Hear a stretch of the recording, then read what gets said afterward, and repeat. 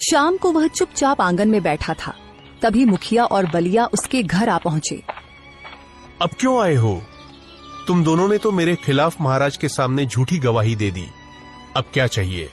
मुझे क्षमा कर दो मोहनलाल, जमींदार ने हमें डरा धमका दिया था, हम मजबूर थे। मुझे भी माफ कर दो मोहनलाल, मेरी बेटी का विवाह कुछ ही दिनों में है।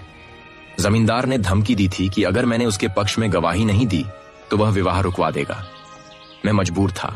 हाँ, यही तो है, ताकतवर की दबंगई और गरीब की लाचारी। मुझे तुम दोनों से कोई शिकायत नहीं है। दोष न मेरा है न तुम्हारा। दोष तो उस समाज का है जहां गरीब की कोई सुनवाई ही नहीं होती। मुखिया और बलिया शर्मिंदा होकर चुपचाप वहां से चले गए। समय ऐसे ही गुजरता चला गया और मोहनलाल की स्थिति और भी खराब होती चली गई।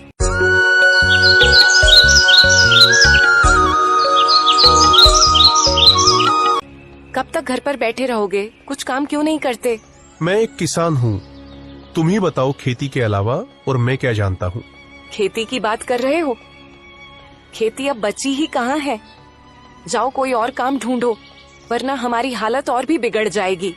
इस छोटे से गांव में मुझे कौन काम देगा? राधा, क्या बात करती हो? अगर यहाँ नहीं मिलेगा तो दूसरे गांव या राज्य में जाओ, कहीं ना कहीं रोजी रोटी तो मिलेगी। मोहनलाल कुछ देर सोच में डूब गया और फिर बोला, हाँ ठीक है, मैं वजनगर राज्य जाऊंगा, वहाँ मजदूरी ठीक मिलती है। तुम मेरे लिए कुछ रोटियां बना दो। घर में बस थोड़ा सा ही आटा बचा है, इससे सिर्फ एक ही रोटी बन सकती है और सब्जी के नाम पर कुछ भी नहीं है। मोहनलाल बहुत उदास लहजे में बोला, अगर वो भी मैं ले जाऊंगा तो तुम क्या खाओगी? मेरी चिंता मत करो, मैं पेड़ के पत्तों से किसी तरह गुजारा कर लूंगी। राधा ने एक रोटी बनाकर मोहनलाल को दी। मोहनलाल रोटी लेकर विजयनगर की ओर पैदल चल पड़ा। रास्ता एक घने जंगल से होकर गुजरता था।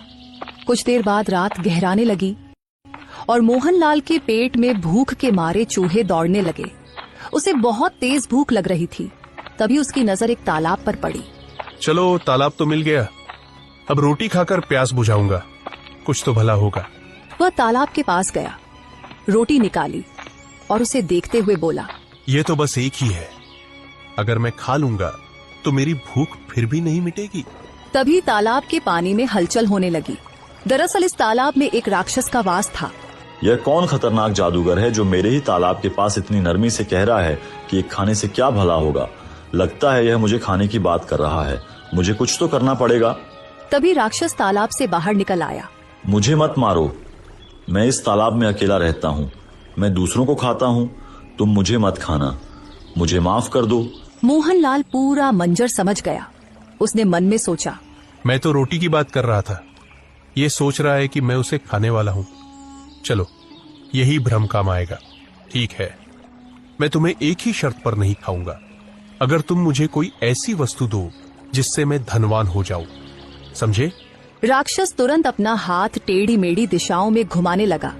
अचानक रंग बिरंगी किरणों के साथ एक सुंदर और विचित्र पक्षी मोहनलाल के सामने प्रकट हो गया। इसे ले जाओ, तुम धनवान हो जाओगे। क्या बकवास कर रहे हो? इस छोटे से पक्षी से मैं कैसे धनवान बनूंगा? यह कोई साधारण पक्षी नहीं है, यह बोलने वाला पक्षी है। यह भविष्य की बातें भी बताता है और जब तुम इससे धन की इच्छा व्यक्त करोगे तो इसकी आंखों से किरणें निकलेंगी और सोने चांदी के खजाने प्रकट होंगे, समझे? अच्छा, अगर ऐसा है तो यह पक्षी अब मेरा हुआ और तुम अपने तालाब में अब सुरक्षित रह सकते हो, ठीक है? मोहनलाल खुशी खुशी वहां से अपने गांव की ओर चल पड़ा।